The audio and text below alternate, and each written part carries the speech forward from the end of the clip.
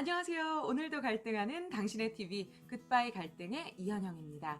오늘은 조금 조심스러운 이야기를 한번 해볼까 합니다. 바로 꼰대 판별법. 네, 꼰대에 대한 이야기입니다. 꼰대란 노인, 기성세대나 선생을 뜻하는 은어인데 의미 그대로 권위주의적인 사고방식을 가진 어른들을 비하하는 데 사용되는 단어라는 거 다들 들어보셨죠? 개인적으로 꼰대라는 단어를 좋아하지는 않지만 우리 주변에 이 꼰대들로 인해서 힘든 우리의 직장인들과 또 꼰대 취급을 받아서 서러운 직장인들이 공존해 있는 이 삶 속에서 오늘 꼭 이 이야기를 해야겠다고 생각했어요. 혹시 지금 이 시간에도 꼰대로 인해서 마음고생, 몸고생 중이시거나 꼰대 취급으로 눈칫밥 먹으면서 서러움을 겪고 계신 분이 계신다면 특히 오늘의 이 영상을 꼭 함께 해 주시기 바랍니다. 물론 조심해야 할 것이 한 가지 있습니다. 나와 세대가 다르다고 해서, 입장이 다르다고 해서, 또 나와 의견이 맞지 않는다고 해서 무조건 꼰대라고 규정 짓는 것은 위험할 수 있겠죠. 이마에 열이 난다고 무조건 감기라고 하면 위험하잖아요. 다른 수많은 병의 가능성이 있는 것처럼요. 나와 맞지 않는 행동을 한다고 해서 무조건 꼰대라고 정해버리면 안 됩니다. 요즘 1년 선배, 바로 윗사람이 제일 무섭다고 젊꼰, 젊은 꼰대에 대한 이야기도 많이 나오죠. 이건 결코 세대 차이와 나이의 문제가 아니죠.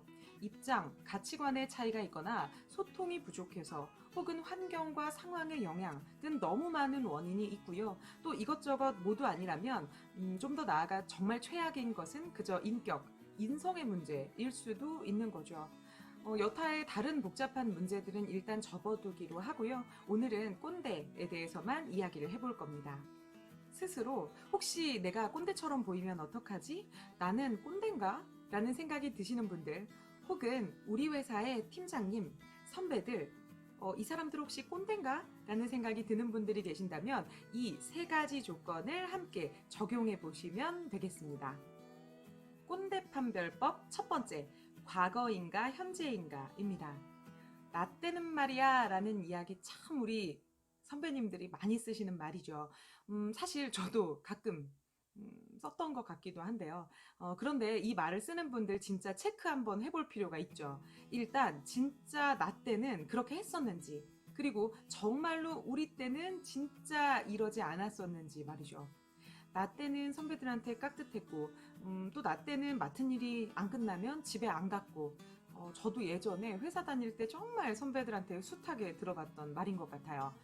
우리 때는 신입은 휴가 갈 생각도 못 했는데 말이야. 그치? 우리 때는 선배 말하는데 토다는 거는 생각도 못 했는데. 그치? 아니, 근데 왜 이걸 저한테 묻냐는 거죠. 내가 어떻게 안다고. 그럴 때마다 정말 그랬었는지 한번 확인해보고 싶은데, 뭐, 그럴 수가 없으니 그냥 그러려니 하잖아요. 그런데 진위 여부를 떠나서 어차피 그걸 확인하는 게 의미가 없는 게요. 정말 예전에는 그랬다 하더라도 변할 게 없어요. 그때 그랬다 하더라도 지금, 요즘은 그렇지 않다는 게 팩트잖아요. 그때와 지금은 너무 많은 것들이 달라졌죠. 똑같은 신입사원이라 하더라도 90년대, 2000년대의 신입사원들과 2010년, 2020년의 신입사원은 입장, 상황, 문화 등등 너무 많은 것들이 바뀌었죠. 하다못해 작년에 입사한 신입사원과 올해 입사한 신입사원만 비교해봐도 입사 조건, 경쟁률, 근무 환경 등등 절대 똑같지 않죠. 누가 더 쉽고 어렵다, 어느 쪽이 더 좋고 나쁘다를 지금 비교하자는 건 절대 아니에요. 단지 같은 직급을 겪어봤다고 해서 나도 겪어봤다, 나도 다 안다 라고 생각하면 안 된다는 거죠. 비교는 의미가 없죠. 과거는 나의 과거에만 존재할 뿐이지 상대방에게는 없는 시간이잖아요. 말하고 싶은 것이 있다면 지금, 현재, 지금 이것에 대해서만 이야기해 주세요. 꼰대 판별법 두 번째, 판단인가 사실인가입니다. 어떤 상황에서 사실 그대로를 표현하는 것과 내가 임의대로 판단해서 표현하는 것은 상대방으로 하여금 매우 다른 반응을 불러일으키게 됩니다.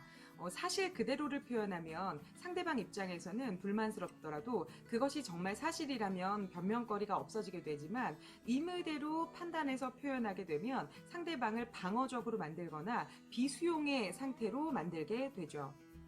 신입사원 홍길동 씨가 전화를 안 받았어요. 전화 연결이 안 된 것은 사실이지만 우리 길동이가 영 정신을 못 차리네 라고 판단해서 말하는 것은 꼰대식의 표현법이죠. 김대리가 지각을 했습니다. 지각을 한 것은 사실이지만 김대리 회사 생활이 참 편한가 봐 라고 판단해서 말하는 것은 꼰대 소리를 들을 확률이 매우 높아지죠. 또 박사원이 회사 규정에 어긋나는 행동을 했습니다. 그때 그 부분에 대해서만 이야기를 해야지 우리 박사원은 참 자유로운 영혼이야 라고 이야기를 한다면 꼰대에 우리는 한층 더 가까워지게 되는 거죠. 무언가에 대해서 말할 때 사실 그대로에 대한 표현이나 아니면 내 솔직한 느낌에 대해서 차라리 이야기하시는 게 훨씬 좋습니다. 혼자 생각을 하다가 쟤는 나를 싫어하나 보다라고 판단하고는 혹시 내가 마음에 안 드니? 라고 갑자기 묻거나 대화를 나누는 도중에 굳어있는 표정의 후배를 보면서 너 내 얘기가 듣기 싫으니? 라고 공격적인 판단을 내리는 건 별로 좋지 않은 화법이라는 거죠.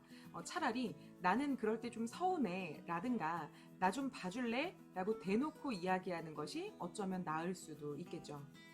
꼰대 판별법 세 번째, 일부인가 모두인가입니다. 내가 생각하는 어떤 기준이 있어요. 그것을 일부에게만 적용할 수 있는가 혹은 모두에게 적용이 가능한가 하는 거죠. 여러분, 회의 때 잠깐 자리를 비워도 된다고 생각하세요? 화장실이 급하면 잠깐 나와도 된다? 안 된다? 어떻게 생각하세요? 지금 옳고 그름을 따지자는 건 아니고요. 된다 안 된다의 문제는 상황이나 가치관의 문제라고 봐요. 그런데 앞도 뒤도 없이 신입이 어디 빠져가지고 회의 때 화장실을 가라고 하면 이거는 꼰대에 가깝다는 거죠. 부장님도 대표님도 회의 중에 화장실을 갈 수 있잖아요. 아니면 정말 중요한 회의라면 부장님도 대표님도 가시면 안 되겠죠.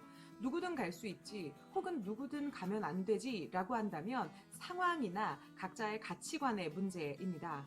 그런데 누구는 되고 누구는 안 된다? 이거는 꼰대에 가깝죠. 혹시 회사에서 회식 자주 하시나요? 회식은 참석해야 되나요? 아니면 안 해도 되나요? 부서 전체 회식을 참석할 수도 있고 안 할 수도 있죠. 모두에게 적용된다면 그것은 또한 상황이나 가치관의 문제. 그러나 나는 되고 너는 안 된다라고 한다면 이것은 뭐라고요? 꼰대에 가깝다는 거죠. 신입사원은 이래야지, 선배라면 그래야지, 후배는 저래야지. 각자 자리에 맞는 역할이 있을 수는 있겠지만 휴가 쓰는 것, 화장실 가는 것, 전화 받는 것, 회식 가는 것 등등 직급과 역할의 문제라고 볼 수가 없죠. 회사의 직급은 업무를 위한 직급이지 편의를 위한 계급은 아니니까요. 오늘의 꼰대 판별법 첫 번째, 과거인가 현재인가.